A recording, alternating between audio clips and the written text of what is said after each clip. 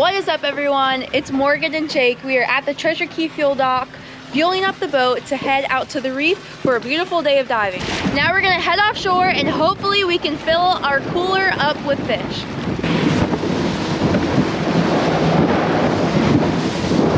I don't think I can ever get over how beautiful the Bahama water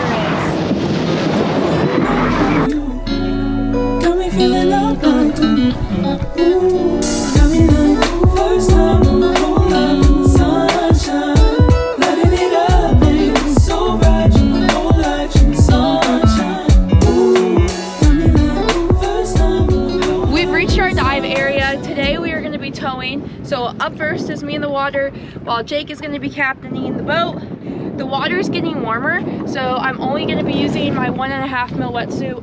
And if you've seen my other videos, you know I love these Waihana wetsuits. I have a discount code for Waihana wetsuits. I'll put that in the description below.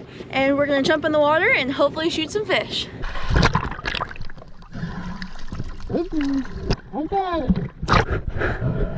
Welcome underwater, everyone, to Morg's Mermaid Cam. I haven't done one of these in a while, so I'm excited to bring you back underwater with me. After I jumped on the tow line, we had probably gone about 100 yards and I saw my first fish. I don't think you can tell at the surface, but I spotted a Nassau grouper that was just sticking his head up out of this hole. And I prefer to load my pole spear at the surface, which is what I did before I go down because I have to use my other hand to equalize. And as I'm getting closer to my approach on this grouper, he gets curious and sticks more of his body out of the hole, which gives me a great opportunity to make a nice headshot. I feel like Nassau groupers can be so hot and cold. They're either so curious and come right out and look at you, or on the rare occasion they can be so spooky and hide themselves deep in a hole. But obviously this was a curious fella and he's gonna go in our cooler and make for some great dinner. Yay! That was fast. Wow, right through the mouth. You can kind of see it through the mouth. This is my first Nassau of the season. Take one.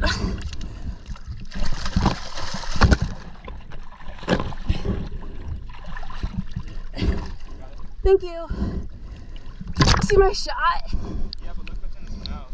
What's in his mouth? Baby goatfish. I want to see. How funny. Oh, look at him go.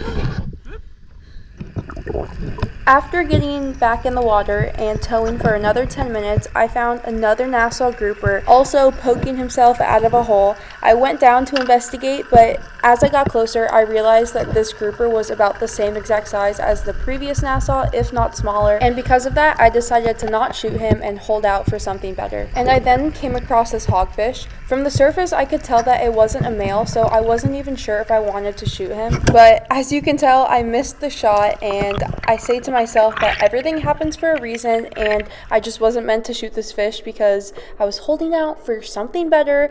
Typically, I only like to shoot male hogs, but you can't win them all, so we decided to move on. Okay, we're moving to a new spot. And shortly after I jumped in, I came across the spot that had so much life. Also, let me preface and say I'm using a Nomad Headhunter pole spear, and my injector is super bent, so I'm gonna blame all these missed fish on the injector. But anyways, I came across this nice mutton snapper.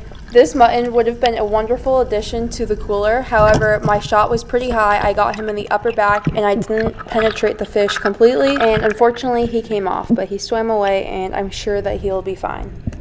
And I think that the ruckus of the mutton snapper had caused these yellow jacks to come in close to me. These were beautiful yellow jacks, and do you remember what I said about my injector being bent? I'm blaming all my misses on the injector. It's also rusted, so I can't even unscrew my injector. So if anyone has tips for me to get the injector out of my pole spear, please let me know. I have new ones, I'm just not able to switch them out yet. And I was pretty sad about missing these yellow jacks because yellow jacks are amazing, but it's okay. I guess we can say I'm still holding out for something better. The next fish I saw was a grouper. When I got closer, I realized it was a yellowfin grouper, but I also realized he was too small, so I let him swim on by. I then found another hogfish, which was about the same size as the one I found previously. I figured I would let him swim free as well because if I was seeing so many hogs, it was only a matter of time before I would see a male.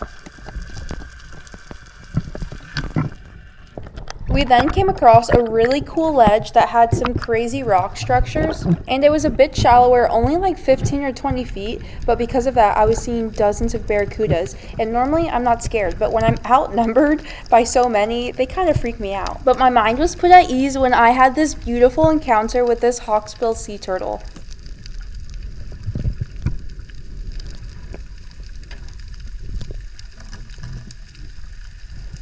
You can kind of see some glimpses of these barracudas that were just swarming me, but there was also this massive school of horse-eye jacks that came in close.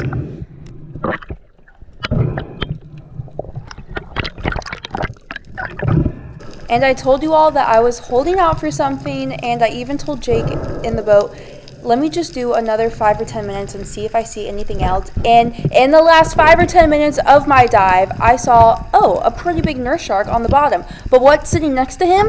This giant black grouper. You could not write up a more perfect situation. This black really didn't even see me till I was almost to him, and I placed the most perfect shot, completely paralyzing him. But what you don't see or hear in the video is right before I took my shot at the grouper, I perforated one of my eardrums.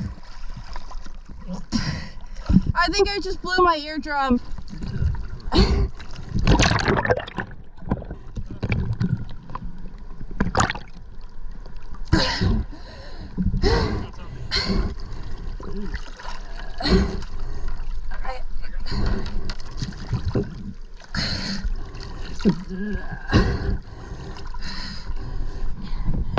That's so exciting. I just shot that black. However, I think I just blew out my eardrum. And I had a beautiful shot right in the forehead. Okay, I've got myself situated. I'm pretty sure I blew an eardrum. It kind of hurts. I can't hear out of it. I'm really prone to that. However, this was a perfect fish to end on. This beautiful black grouper. He was laid up right next to that nurse shark, and I couldn't have asked for a better shot right through the forehead. This is a pretty nice guy. Woo! We're on the way home and I see a tiger shark. Oh my goodness.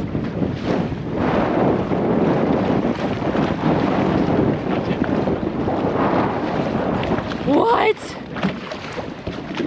Still 12 o'clock. I cannot believe how shallow and how big that tiger shark is. As you can tell, we are on our way home, and that was such a cool treat to have on the way in. Now we're going back to the dock and filleting the fish. We are back at the dock. The sun has dropped a bit because I took a couple hours rest. I took some Advil for my ear, kind of cleaned up. I'm gonna do a fish print of our beautiful black grouper that's in here. He's such a nice guy.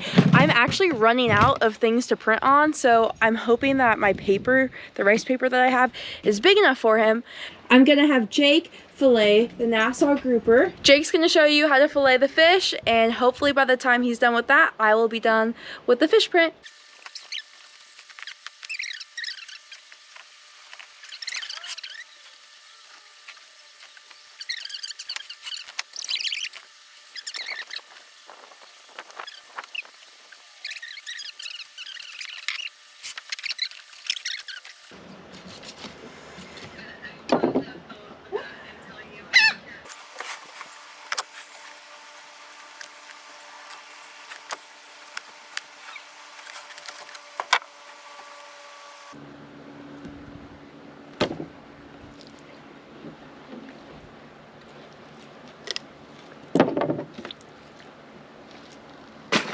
Okay, Jake's wrapped up filleting the Nassau grouper, and here is my first take of the black grouper for a fish print. I'm kind of running out of light. I'm gonna do a couple more, but this was my first take, and I think he turned out pretty decent. It turned out pretty good. Yay. Almost no sunlight left, but we are finishing up the day by filleting the grouper. And you can never forget to get the grouper cheeks out of them when they're pretty big, because they are my absolute favorite part of the fish. And welcome to the kitchen, everyone. Tonight we are going to not cook the Nassau grouper, we are actually going to cook the black grouper. And I've laid everything out for us, so come along while I show you how to make some fish curry. While I'm cooking the grouper, Jake is going to be vacuum sealing the rest of our fish. And tonight we are actually going to be having coconut curry. It is my absolute favorite. And this is only 1/2 of one fillet of the black grouper. It is so big. It's only Jake and I eating, so I'm going to cut this in half. I'm going to cut him just along the bloodline, and then I'm going to cut in half again to make 2 portions. One for me, one for Jake, and then this guy will get vacuum sealed. But before I start seasoning and cooking everything, we are going to be cooking our rice. I've already got the water boiling, so we're gonna pour the rice in. We're gonna cover, turn to low, and let that cook while we mix up everything else. And before we cook all these vegetables, we are going to saute a couple cloves of garlic along with all of these onions. These onions are actually onions I grew here in the Bahamas in my garden, so I'm super excited about using these today. So I put about a tablespoon or 2 of oil in the bottom. I've put the garlic in, and now the onion from my garden is going to go in. All of this is going to saute together until the onion starts to brown. Also going to add in some ground ginger. However, ideally you would want to be using some fresh minced ginger. I also love ginger, so we're going to use a lot of it. And we're going to saute this for like 2, 3 to 5 minutes. So I've added my green and red bell peppers along with the carrots into the pan, and we're going to saute this for about a minute. Okay, I'm going to just directly add an entire can of coconut milk straight to the pan, and then a 1/2 cup of water, or 1/2 can of water. I'll mix this around, and it also doesn't matter really what vegetables you use. These are just what I had in the fridge and what I prefer to eat in my curry, but I see a lot of people using broccoli or spinach, but tonight this is what we're going with. And now we are going to add in some curry powder. I'm going to add in probably about 2 tablespoons of curry powder. I love for the curry to have lots of flavor. If you can't tell, I really like curry. And we can't forget the salt. Now while the sauce is simmering, we are going to season the fish, and I am going to season it with some curry powder and salt.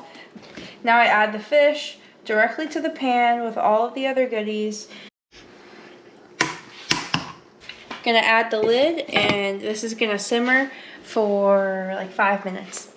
We're halfway through, so we're gonna flip the fish and wait another 5 minutes. Okay, she's done, so I'm gonna remove the lid. I already turned off the heat. I'm gonna move it away from that stovetop that's hot, and then I'm gonna plate everything.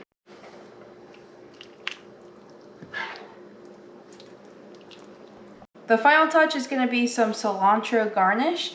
And there you have it, a beautiful coconut grouper curry. Let's eat.